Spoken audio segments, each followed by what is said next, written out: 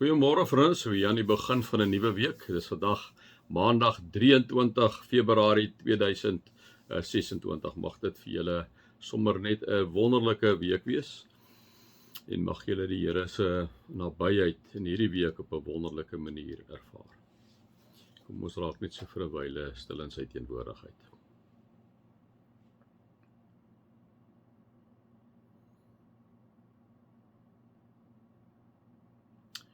Here God, hier aan die begin van 'n week, met al sy uitdagings, met al sy geleenthede, met al die versoekings wat daar ook is, Here, kom dra ons hierdie week aan U op en ons kom vra vir U om by ons te wees, vir ons te lei, Here, en vir ons by te staan. Help ons in die keuses en die besluite wat ons moet neem, dat dit Gods keuses en Gods besluite sal wees. Here, lei ons asseblief deur die Gees. Amen. Vriende, mag daar vir julle genade en vrede en oorvloed wees, omdat julle God ken, Jesus ken en die Heilige Gees ken.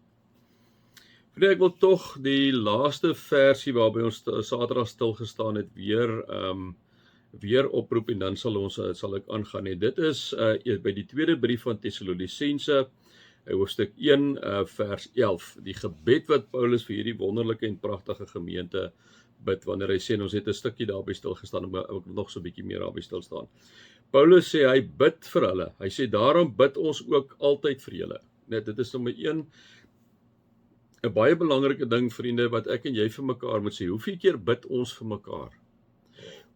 Hoeveel keer bid jy vir jou broer, of vir jou suster, of vir jou werkgewer, of jou werknemer, of jou kollega, of jou ma, of jou pa? Hoeveel keer bid jy? Miskien nog vir ons ouers, ons kinders, miskien nog dit, maar hoeveel van julle bid vir julle werkgewer? Hoeveel van julle bid en dink 'n bietjie gaan sit en bid so in die begin van die week, sommer vir julle kollegas, julle spannetjie daar op die vloer waar julle sit? En dis wat Paulus doen. Daarom bid ons ook altyd vir julle. Dit is nie sommer net 'n lukrake ding nie. Paulus bid altyd, en daarom wil ek ook dit op julle op die hart kom lê vanoggend, dat julle 'n lysie sal maak van al julle kollegas by die werk wat julle kan onthou. Maak 'n lysie. Bid vir elkeen by naam. Bid vir hulle kinders, bid vir hulle kleinkinders, bid vir hulle ma's en pa's, hulle oupas en oumas, bid vir hulle familie. Bid vir hulle. Daarom bid ons ook altyd vir julle. Die gebed het groot krag. So, kom ek wil hê, en voordat ons eers aangaan by die ander, bid vir die mense daar by die werk, bid vir jou gesin, jou familie, bid vir daai persoon wat jy nie baie van hou nie. Bid vir die regering, wat, liewe vriende, wat by meeste van die tye absolute swak, patetiese regering is, né? Maar kom ons bid vir hulle, want daar's ook 'n klomp mense wat wonderlike werk. Ons kan nooit die baba met die badwater weggooi nie, né? Maar kom ons bid vir hulle, kom ons vra vir die Here om hierdie patetiesheid op te hef, om hierdie korrupsie te laat verander. Bid vir hulle, bid altyd vir hulle, en bid, liewe vriende, ook vir hulle gesinne en hulle families, né? So wie altyd saam te stem met die goed wat hulle doen nie, maar bid vir hulle gesinne, bid vir hulle families, dra hulle aan die Here op. Daarom bid ons ook altyd vir julle.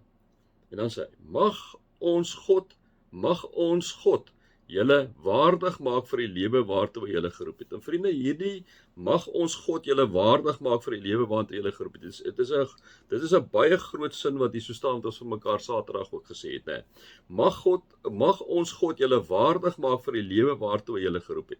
Nommer 1, God roep ons altyd. Ek sê altyd vir julle as ek met julle praat, as jy wil na 'n plek toe gaan verhuis, roep God jou na die nuwe plek toe, of sit jy wat na die nuwe plek toe wil gaan? Roep God jou. Roep God jou na daai werk toe, of wil jy maar net na daai werk toe gaan? Het God vir jou 'n geleentheid gegee? Partykeer gee God vir ons 'n geleentheid, 'n absolute geleentheid, né? En dan roep hy ons soontoe. Maar wanneer hy ons soontoe roep, het ons weet, ons gaan verteenwoordig vir God daar, op daai plek waartoe hy ons geroep het. Dis nie altyd 'n lekker plek miskien nie, dis nie altyd 'n aangename plek nie. Dis nie waartoe ons altyd roep nie. Hy roep ons partykeer juist na 'n onaangename plek toe, juist daar om lig te wees daar. Mag ons God julle waardig maak vir die lewe waartoe hy julle geroep het. Hoe maak God ons waardig? Deurdat, liewe vriende, ek en jy 'n lewende verhouding met God het. En dis wat gelukkig hierdie gemeente in Tessalonisense gehad het, Tessalonika gehad het. 'n lewende verhouding. Wat beteken 'n lewende verhouding vir God? Beteken dat ek en jy gereeld praat met God. Dit beteken ons bid met God, praat en bid self. Beteken dat ek en jy die woord bestudeer en uit die woord uit, liewe vriende, met God kom praat. En hoe meer ek en jy met God praat, liewe vriende, hoe meer begin die Gees deel raak van ons lewe. Wat God maak, God soek nie marionette nie, hy wil nie net touwtjies trek, hy wil ons self hê.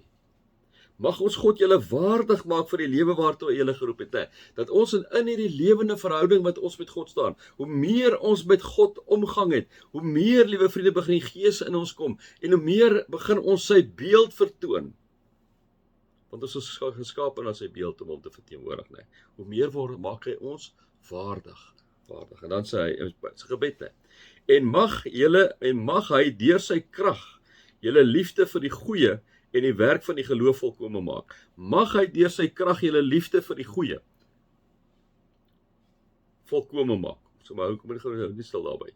Mag hy deur sy krag julle liefde vir die goeie volkome maak. En vriende, hierdie gemeente doen 'n wonderlike goed. Hier is liefde vir mekaar, as geloof daar. En nou kom sê hy, ek wil dit verder hierdie gebed vir julle doen. Ek wil vir julle bid en vir julle vra, mag God deur sy krag julle liefde vir die goeie volkome maak. Dit wat julle doen, spits julle net toe op die goeie. Spits julle net toe op die positiewe. Soos wat ek nou die negatiewe uitgelig het, dit is 'n realiteit in ons land, maar miskien moet ons, en ek self daarby leer, wat hy hierso kon sê, mag hy deur sy krag julle liefde vir die goeie volkome maak, dat ons, miskien ook, en ek, Rian, beginnende by my, sal kyk maar wat word goed gedoen deur mense wat ons op hierdie stadium nie enige vertroue het nie. Wat is dit goed wat hulle doen? Mag hy deur sy krag julle liefde vir die goeie volkome maak, en dat ek en jy self, liewe vriende, altyd die goeie doen, dat ons altyd die beste sal doen wat ons kan. Mag God deur sy krag julle liefde vir die goeie volkome maak. Mag hy deur sy krag die werk van die geloof in julle volkome maak, is hierdie sinnetjie, Mag God, omdat hy teenwoordig is in julle, omdat die Heilige Gees in julle teenwoordig is, en in my teenwoordigheid, vriende, die werk van die geloof volkome maak. Wat is die werk van die geloof? Die geloof is om God en volle te vertrou. Met alles in ons lewe. Met elke dingetjie in ons lewe. Dis die gebed van Paulus vir hierdie pragtige klomp mense, So ek wil weer vir julle hierdie gebed gee, soos ek dit vir julle gegee het. Ek het net gedink, ek wil weer daarby stil staan, want dit is so amazing gebed. Daarom bid ons altyd vir julle, daarom bid ek vir julle. Mag ons God julle waardig maak vir die lewe waartoe hy julle geroep het. En mag hy deur sy krag julle liefde vir die goeie volkome maak, en mag hy deur sy krag die werk van die geloof in julle volkome maak. So sal die naam van die Here Jesus deur julle verheerlik word, en julle deur hom in ooreenstemming met die genade van ons en van die Here Jesus Christus. So my gebed vir julle vir hierdie week. Mag julle God se liefde ervaar, sy genade ervaar en sy teenwoordigheid ervaar. Amen.